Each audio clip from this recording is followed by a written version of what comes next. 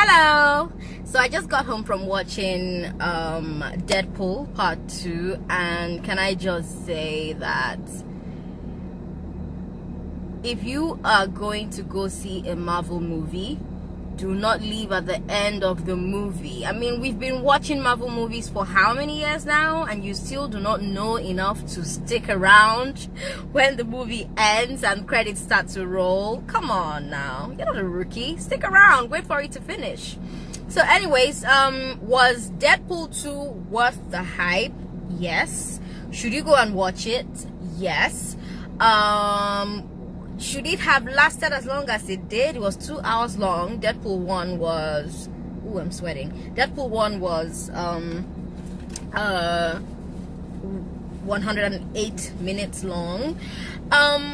Was it funny? Oh yes, it was pretty hilarious. I like that it was woke. They had an obese kid, and the boy was so funny. The young man who played Russell, he was hilarious, and he was the perfect sidekick for Ryan Reynolds. Ryan Reynolds was is Deadpool, obviously. I don't think Ryan has ever played any role that is as fabulous as what he does with Deadpool. It is R-rated. The fact that there was a kid in Deadpool doesn't mean that you should take your kids to go watch Deadpool. It's not for children, no. They had people of color. Zizi Banks was amazing, and I also like that she had the mark on her eye. I think she has vitiligo. I'm not very sure. I'll have to look that up. But they tried to incorporate, like, they didn't try to make them perfect. Superheroes are always very perfect looking, you know, and they have all this nice hair and great physique, and they look great, like Black Widow, or you know, what's the name of the other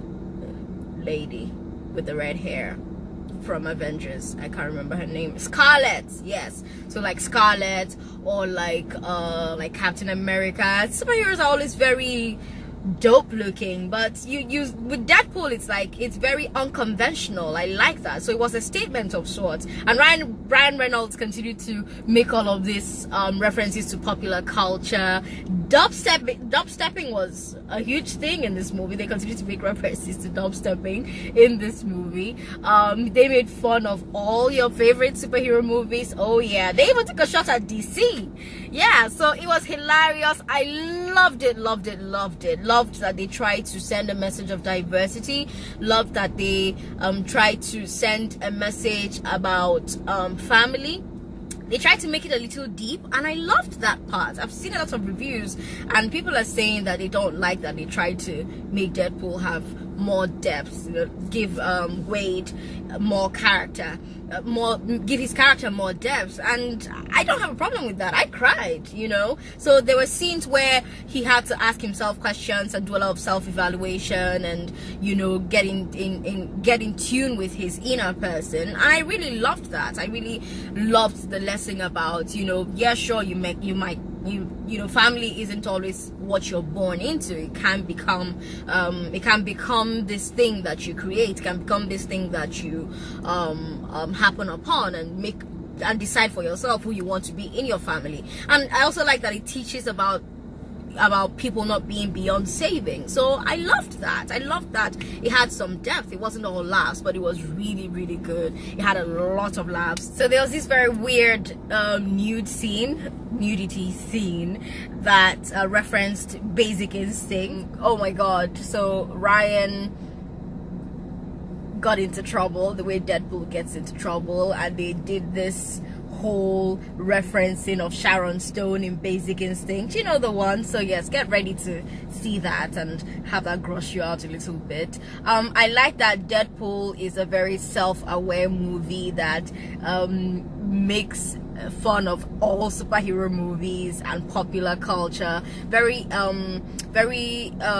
big in this second installment was them taking a shot at dubstepping. But look, I'm talking about all of this stuff, and I've not even giving you like a summary of the plot. So Ryan Reynolds was one of the writers as well. You should watch out for the opening credits and what they do with the names of the people who are amongst the cast. Deadpool is basically a movie about this boy who would cause a lot of havoc if he's allowed to do something in particular and isn't stopped before he does that thing. So something really horrible happens to Ryan at the beginning of the movie that sets him on a path to find this boy and save him from the bad guy Cable. Cable is a Terminator type soldier type guy who comes from the future and tries to stop Russell, who's the young boy who is the perfect psychic, like I've said before, for Ryan Reynolds, before he does this terrible thing. So I find it really interesting that Ryan took shots at Josh Brolin, who also plays Cable.